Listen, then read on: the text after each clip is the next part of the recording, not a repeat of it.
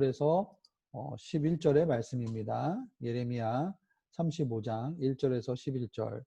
저와 여러분이 한 절씩 교독하시겠습니다. 제가 먼저 1절을 읽겠습니다.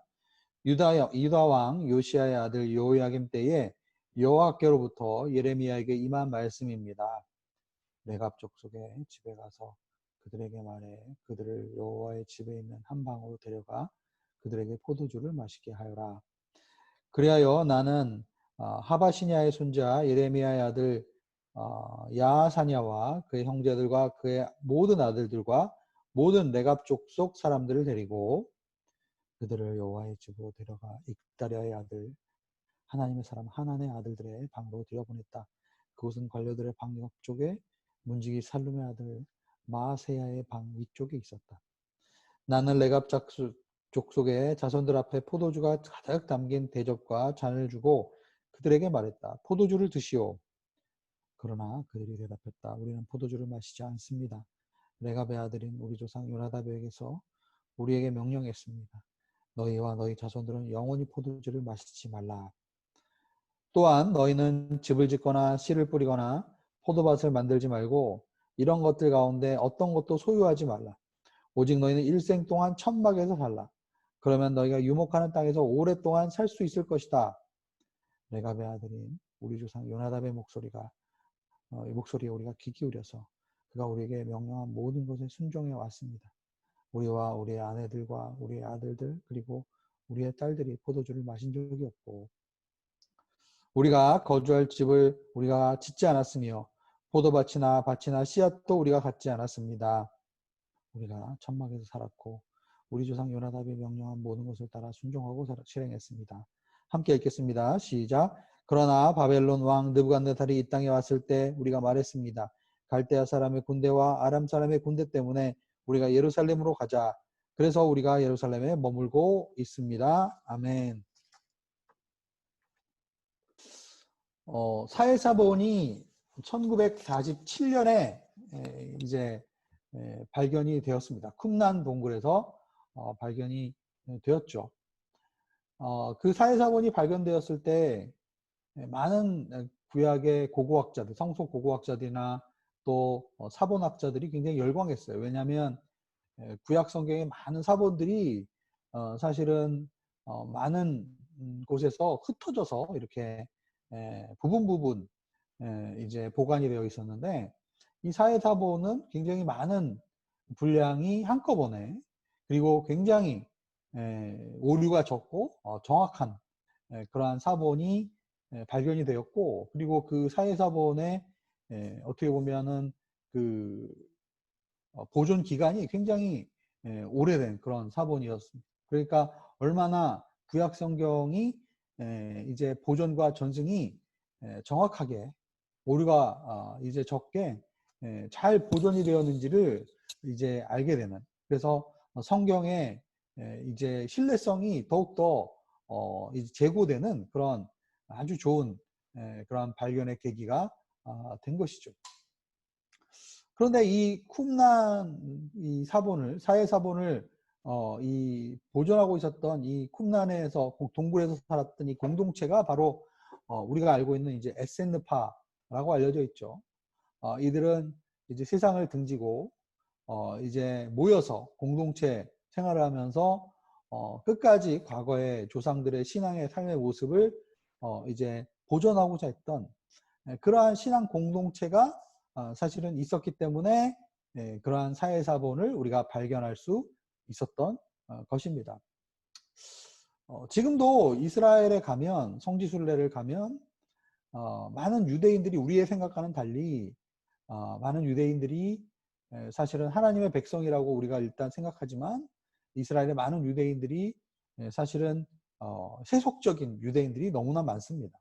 마치 우리 교인들 중에도 이제 그 부활절이랑 크리스마스 때만 교회 가는 그런 성도들이 있는 것처럼 정말 세상 사람들과 전혀 구별이 안 되게 살다가 이제 뭐 유대인들의 절기 때만 종교적으로 관습적으로 이렇게 그런 신앙의 모습을 지키는 그런 사람들이 굉장히 대다수입니다. 그런데 지금도 사마리아 지역에 가면 사마리아 후손들이 과거에 구약의 예배의 모습을 가장 잘 보존하고 있어요. 어떻게 보면은 이스라엘에 가서 구약의 예배드리던 모습, 제사드리던 모습을 가장 잘 이제 보기 위해서는 이 사마리아인들의 후손을 이제 방문해 보면은 그들의 이 예배의 모습이 가장 잘 지키고 있다라고 우리가 이제 알고 있죠. 어떻게 보면 왜 이렇게 SN파나 이 사마리아 사람들이 과거의 신앙의 모습을 지키면서 지금도 어떻게 보면 신앙 집성촌처럼 이렇게 따로 모여서 살아가고 있을까요? 분명히 좋은 이유에서 그렇게 한 것도 있지만 분명히 과거에 또한 그들이 받았던 상처, 또 기존 이제 기득권 이 질서를 이제 인도하던 그러한 세력으로부터 어떻게 보면 환멸과 상처를 받았기 때문에 세상을 등지고 자기들끼리 따로 모여 사는 그런 모습을 보이지 않았을까라는 생각을 해보게 됩니다. 물론 이 SN파나 이 사마리아인들의 모습이 우리가 온전히 따라야 되는 신앙의 모습이라고 얘기하기는 어렵습니다. 왜냐하면 우리는 세상의 빛과 소금으로 살아야 하고 세상에 속하진 않지만 세상 가운데 한가운데서 살아가도록 주님이 우리를 부르셨기 때문이죠. 그러나 그러한 자들의 삶의 모습을 보면서 우리는 배울 점이 많이 있습니다. 특별히 그들의 모습 속에 거룩한 삶의 모습을 보존하기 위해서 일정한 시간을 공동체 안에서 강하게 훈련받는 것이 그 신앙을 전수하는 데 있어서 굉장히 중요한 요소라는 것을 우리는 그들을 통해서 배우게 됩니다. 세상 속에서 살아가고 또 세상에 속하지 않으면서 우리가 살아가는 것은 맞지만 그러나 우리가 이 신앙을 다음 세대에 전수하고 또 신앙을 가진 새로운 사람들에게 신앙을 전수하기 위해서는 어떻게 보면 이런 공동체 훈련 그리고 함께 이렇게 신앙을 이제 나눌 수 있는 그러한 신앙 공동체의 강한 훈련이 우리에게 필요하다라는 것을 우리는 이들을 통해서 배울 수가 있는 것이죠. 오늘 이제 말씀 예레미야 35장을 우리는 이제 살펴보게 되는데요. 이제 1절에 보면은 유다 왕 요시야의 아들 여호야김 때에 여호와께로부터 예레미야에게 임한 말씀입니다. 제가 처음에 이번 주에 말씀드렸다시피 예레미야 34장, 35장, 36장의 말씀은 이제 본격적으로 이스라엘의 멸망을 연대기적으로 설명하는 이제 예레미야 37장을 시작하기 전에 어떻게 보면 약간 그 중간에 부록과 같이 이제 시간의 흐름과 상관없이 계속 여호와께로부터 예레미야에게 임한 말씀이다라는 그 이제 어구를 앞에 등장시키면서 주제별로 이 말씀을 시간의 순서 상관없이 이렇게 배열하고 있다라고 말씀을 드렸어요. 이 시대의 배경이 시드기야 왕으로부터 그 전 때인 여호야김 왕으로 이제 옮겨가는 것을 보게 되죠. 요시야의 아들 여호야김 때 말씀하신 그 말씀이라고 볼 수가 있습니다. 그래서 그러면 이 여호야김 시대에 이제 저자가 분명히 시간의 흐름을 거스르면서 말하고자 했던 메시지가 있다라는 거죠. 심판 직전에 마지막 멸망 직전에 시드기야는 이제 선지자들의 경고를 받습니다. 그리고 하나님의 예언의 말씀을 계속 반복적으로 들었지만은 결국 이 시드기야와 이 백성들은 자신들이 가지고 있는 이 소유욕과 편안함과 사람들을 이렇게 부리고자 했던 그 마음을 벗어버리지 못했어요. 마음의 우상을 결국 포기하지 못했습니다. 그래서 성경에 율법에 명한 7년이 되면 이 노예로 했던 이 동족들을 사실 자유하게 풀어줘야 하는데 그렇게 하지 못했어요. 일시적으로 어려운 시기에는 그렇게 하려고 했었지만 결국은 이제 예루살렘 포위가 잠시 이제 흐트러지는 것을 보면서 다시 한번 자신이 예전에 노예였고 종이었다는 사실을 깨닫지 못하고 그 복음에 하나님의 그 은혜에 올바르게 반응하지 못하고 결국은 다스리는 위치에서 다른 사람 위에 있어야 하고 다른 사람을 부리고 시켜야 하는 그런 가진 자로서의 삶을 포기하지 못하는 그 백성들의 연약한 모습을 어제 우리가 살펴보았어요. 그런데 같은 시대에 같은 땅에 같은 민족으로 살아갔지만 다른 삶의 모습을 하고 있었던 사람들이 있었던 것이죠. 그들이 누구였습니까? 바로 레갑 자손이었습니다. 1절에서 5절에 보면은 분명히 하나님께서는 예레미야를 통해서 이제 이 레갑 자손을 여호와의 성전에 있는 한 방에 데려가서 포도주를 가득 이제 마시게 포도주를 가득 줍니다. 그들이 여호와의 성전 어디에 들어갔는지도 구체적으로 나오죠. 4절에 보면 익다랴의 아들 하나님의 사람 하난의 아들들의 방으로 들여보냈다. 왜 이들의 이름을 이렇게 구체적으로 언급했을까요? 분명히 이들은 당시에 사람들과 하나님 앞에서 인정받았던, 즉 믿을 만한 그러한 사람의 방에 들어가게 했다라는 거예요.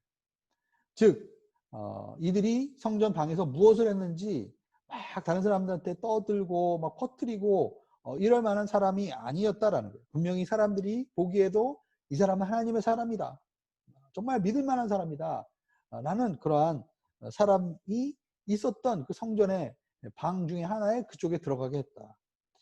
그리고 거기에 모든 레갑 족속의 사람들을 다 데리고 갔다라고 3절에 나와 있어요. 그러니까 레갑 자손의 수가 그렇게 많지는 않았던 것 같아요. 한 방에 들어갈 만큼 있었으니까. 어쨌든 그들을 레갑 족속 사람들을 다 데리고 들어갔죠. 그리고 남이 보이지 않는 곳, 그리고 소문이 나지 않을 신뢰할 만한 사람의 방에 그들을 데리고 들어갔어요. 그리고 나서 5절에 보면은 포도주를 가득 담긴 대접과 잔을 주면서 그들에게 포도주를 마시라 라고 예레미야가 이야기를 했던 거죠. 어떻게 보면은 포도주를 아주 마실 수 있는 그런 상황이었어요. 하나님의 사람인 예레미야가 포도주를 마시라고 했고, 또 하나님의 사람인 이 하난의 아들들의 방에 들어갔어요. 사실 굉장히 마음의 편안함을 느낄 수 있는 상황이었고, 아무도 보지 않는 상황이었고, 소문이 나지 않을 만한 그러한 상황이었습니다. 그러나 말씀해 보면 6절에 보면 레갑 자손들은 그 포도주를 마시지 않겠다라고 지금 이야기를 하고 있습니다. 여러분, 우리가 보이지 않는 곳에 우리가 홀로 있을 때, 우리가 조용하고 사람들이 우리를 지켜보지 않고 사실은 우리에게 주어진 일이 아무것도 없을 때, 그럴 때가 있나요, 우리가? 뭐 일부러 휴가를 가거나 일부러 혼자서 시간을 갖기 이전에는 우리가 이 세상에 살아가면서 그런 시간이 별로 없을 거라고 생각이 들어요. 그러나 우리가 홀로 있을 때, 아무것도 내가 할 일이 없을 때 과연 내가 하기를 원하는 일이 있다면 그것이 결국은 사실은 내 안에 있는 내가 사랑하는 그러한 대상이다 라고 누군가 이야기를 했습니다. 내가 갈망하고 내 안에 사랑하는 그 대상이 결국은 내가 하고자 하고 선택하고 내가 하길 원하는 그러한 대상이라는 거예요. 그래서 어떤 사람은 이렇게 얘기합니다. 내가 사랑하는 것이 바로 나의 모습이다. 내가 선택하는 것이 바로 나의 모습의 진면목이라 해도 과언이 아니다 라고 이야기를 합니다. 레갑 자손은 아무도 보지 않고 사실 소문이 나지도 않을 그 상황 속에서도 사실은 포도주를 잔뜩 먹을 수 있는 그러한 기회였음에도 불구하고 레갑 자손은 포도주를 먹지 않겠다라고 선택을 합니다. 그리고 나서 6절과 7절과 8절에 보면은 이 레갑 자손이 왜 이렇게 이러한 삶의 모습들을 보였는지에 대해서 이야기를 하고 있습니다. 레갑의 아들인 요나단이라는 조상이 이제 어떻게 보면 레갑 자손의 시조라고 볼 수 있어요. 근데 이 사람이 뭐라고 얘기한 거예요? 7절과 8절에 보면은 이제 포도주를 마시지 않을 뿐만 아니라, 그러니까 어떻게 보면은 정말 나시린처럼 살아라. 하나님께 온전히 헌신되어서 살아가는 요즘으로 보면 뭐 선교사의 삶, 아니면 수도사의 삶, 목회자의 삶을 살아라.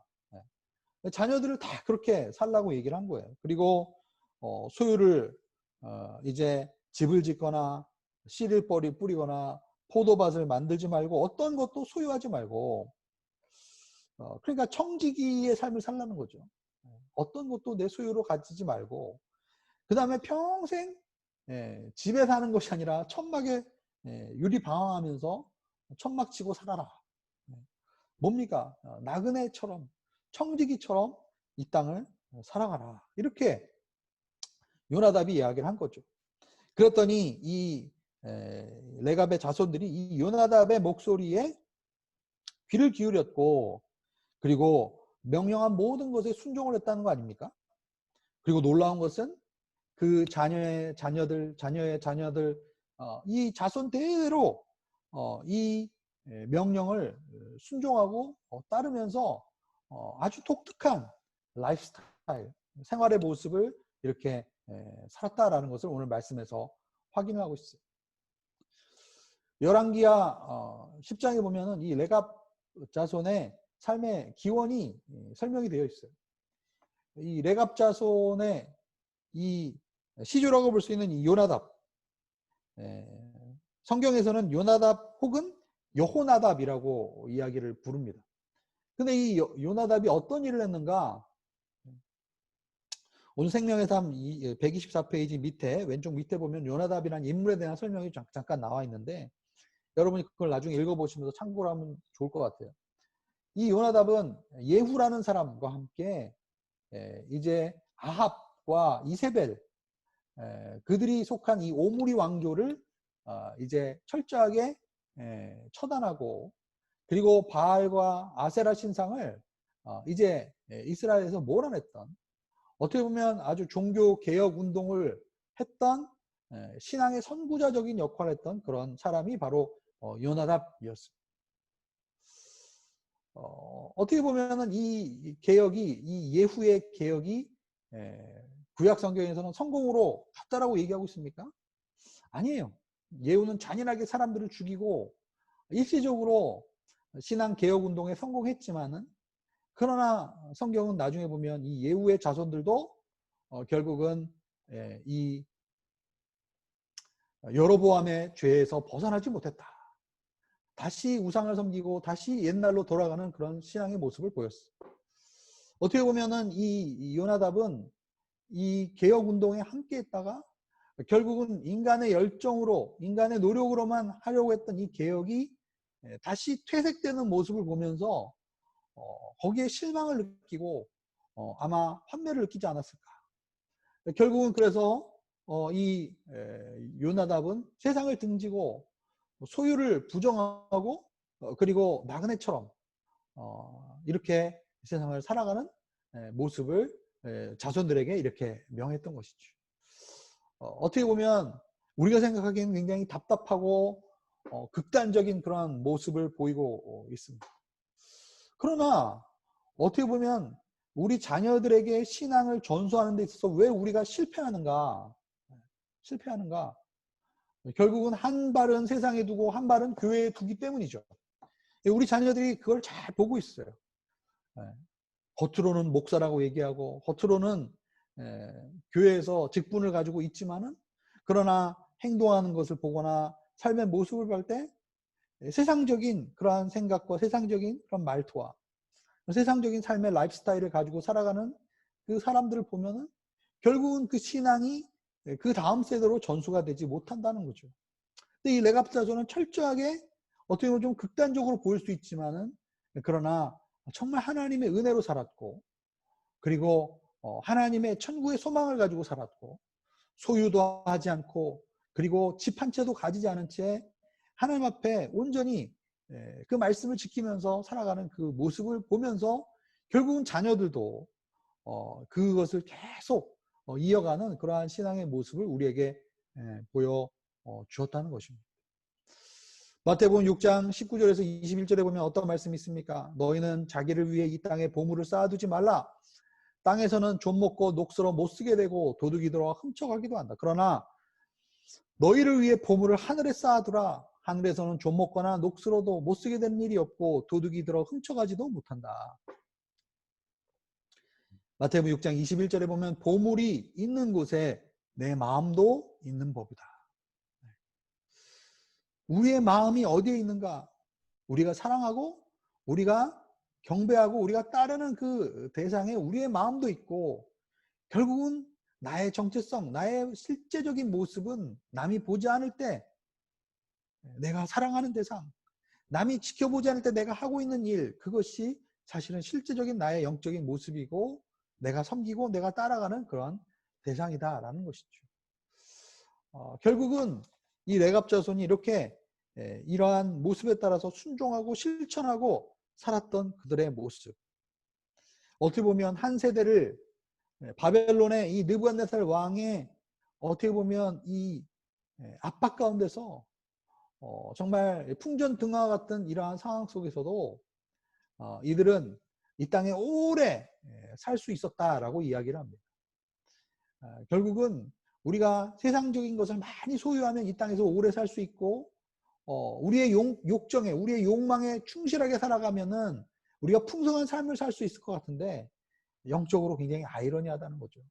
그렇게 세상의 것들에 소망을 두고 세상의 것들을 사랑하고 욕망이 이끄는 대로 우리를 살아가게 되면 결국은 우리의 삶이 행복하고 우리가 풍성한 삶을 살 수 있을 것 같은데, 반대로 우리는 영적인 죽음으로 가고 있고 우리가 피폐해지고 결국은 이 세상에서의 우리의 삶이 오래 지속될 수가 없다라는 것을 우리에게 보여줍니다. 결국은 하나님께 온전히 헌신하고 우리의 삶을 주님께 드리고, 이 땅에 소망을 두는 것이 아니라, 이 땅에 보물을 쌓아두는 것이 아니라 하늘에 보물을 쌓아두고 그리고 하늘에 소망을 두고 살아가는 사람들, 그런 사람들의 자손, 그런 사람들의 이 신앙의 모습들이 후세에 잘 전달되는 그러한 삶을 살게 되는 것을 보게 됩니다. 오늘 말씀을 우리가 기억하면서 함께 우리가 기도했으면 좋겠습니다. 첫 번째 기도 제목은 레갑 자손처럼 청지기로 나그네로 살아가게 하여 주옵소서. 두 번째로 신앙의 모범이 되는 가정을 이루기 위해 세대 간의 신앙 전수와 훈련이 잘 이루어지게 하소서. 세 번째, 사람이 보지 않는 곳에서 나의 모습을 돌아보게 하시고 진정으로 내가 섬기는 대상이 무엇이며 누구인지 보게 하소서. 이 시간에 같이 한번 기도하며 나가겠습니다. 함께 기도하겠습니다.